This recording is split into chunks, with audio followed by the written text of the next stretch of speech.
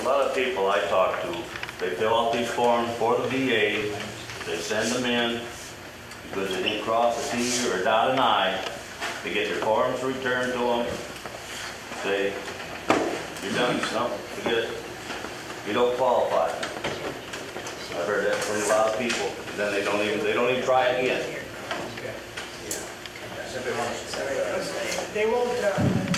They won't disqualify you. What's happened to veterans, they get ticked off because they're not reading all the fine print, because the government forms, it's 1 through 10 times better. The thing is, when you file your claim initially, that's your start date. However long it takes to adjudicate that thing, you're going to get paid back, whatever they award you, back to that start date. So if they send something back to you and say, we need a copy of your wife's your marriage license, or we need another form, or you didn't tell us this, your case is still sitting there, and they just ask for additional information. So don't get discouraged and say, screw it, I'm not going to give them anything back, I'm done with them, then your case is dead. But if you can keep submitting that paperwork, and then find that the case is how it wants to be, I don't care if most claims go through. That's why it's always important to go to a service officer that's been trained, got those I's and cross those T's for you, and send the best claim in possible. A medical person that treats themselves or a lawyer that represents themselves as a fool for a patient. And the same thing is, if you try to do that yourself, you're going to hurt yourself. These professional service officers are accredited, know how to write up a knee or a back or a hearing or whatever else. They know what to ask for and what the VA is looking for. And that's why I think we kind of rank where we do 53rd or end of the line down there. And I've looked at some of the organizations, some of the states that have real high, and I asked them, how do you guys get such a high percentage rate? Because all their service officers are people who file their claims are state employees, and they're all trained at the same level. And they say, if you got a bad knee, and we write it up, and the VA gives you 20%, and every guy who walks in the door, or gal with a bad knee just like you take your name off, put their name in, that's what the VA is looking for. That's how the claim is supposed to be written. That's the information the VA wants. Here's all the stuff that they want in there. So if you send a claim in that's halfway completed, or you don't get the documentation, they're not going to send it back and say, okay, here's what we need, the rest is information from it. And so what happens a lot of times, they just not going to throw your claim out. You can't do that. If you don't respond within 30 days or 60 days, or tell them I'm going to give you the information you need, give me some time to put it together, your claim is done. That's how it happens. It doesn't end because they don't like who you are or you didn't cross the T. It ends because you didn't follow up on it. That's how it really does. You know, what these people told me is you got a return says you're not qualified. Well, and they didn't even put a claim in. All they wanted to do was sign up for the VA. Oh. Not medical, just sign up for the VA. And well, there's nothing signed up the VA for other than medical benefits. The VA only looks at you're going to file a claim for comprehension or some benefits that you have coming to you, or the medical side of the house. The medical side of the house is based on two things. If you're service-connected, your treatment's free. It doesn't matter what your income level is. If you're being treated for that condition that's service-connected, it's free. The other one is called the means test. It's because you served your country and you need some medical assistance now. They say, what is your ability to pay? You fill out that for a means test, and the threshold for Muskegon County for a married vet is $43,000 a year.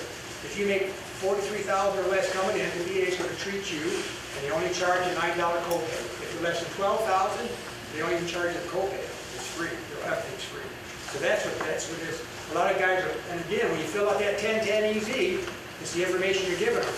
Are you taking off all the stuff you spent out? And again, a service officer or having somebody to help you fill that claim out. And if you ever get one, if you want to come to Muskegon, I'll be more than happy to sit down and get them filled out and let you know what's going on. So that's how the only reason they'll deny you is if it's income level, and that's for medical. Everything else, if you file a claim, if you don't, not service connected, then they're not going to adjudicate it for you.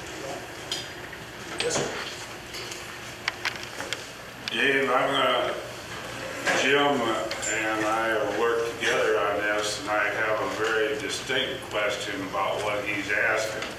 On the 1010EZ forms, when you look at that form, they ask whether you are applying for health benefits, yes or no.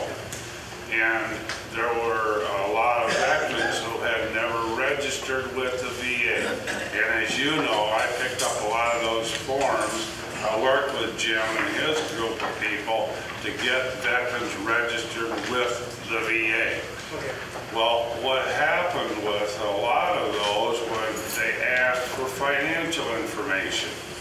And people that were not applying for health benefits because they had earned insurance benefits through their employment and so forth, simply wanted to register as veterans. But when they sent those forms in, they come back as you're not qualified.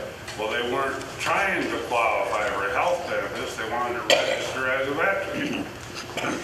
Oh, I see exactly what you're saying now. Yeah, because that form, if you aren't willing to release the financial information, they can't say, are you eligible?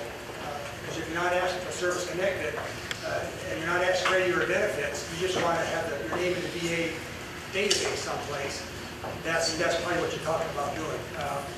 In case you needed the benefits later on in life or something. Yeah, well, they won't, because your name could be in there, but you're still going to have to apply on a yearly basis. No matter what happens, you're going to have, that year you're going to have to apply every year to recertify. Unless you're service connected, it stays forever. But if you're just asking for my, here's my name every year, just make me keep me in your database, there's not really much reason to do that, because they're not going to activate anything unless you've not asked for anything. Just like a lot of vets, we applied for Agent Orange. We applied for diabetes years ago and were denied because it wasn't one of the presumptive conditions. But now, once they gave it to us 4 years ago, they were able to go back and hit that button, and all those vets that had applied for that service-connected disability who were denied, they're all brought up on the screen, and they're all contacted and say, now we're going to give it to you. That's the only reason to be able to really keep, you want to keep the name in the database, just to say that I'm a vet. So in relation to the discussion so far with this, it was my understanding, and Jason Allen here, I really believe I got this information from you, that funds to the state of Michigan for veterans benefits were based on per capita of veterans within the state. No, it's based on those that file claims and are receiving either compensation for their disability or receiving a pension or educational benefits or insurance indemnity. You're receiving some kind of payment from the VA. You've applied for benefits that are financially connected with some kind of payment.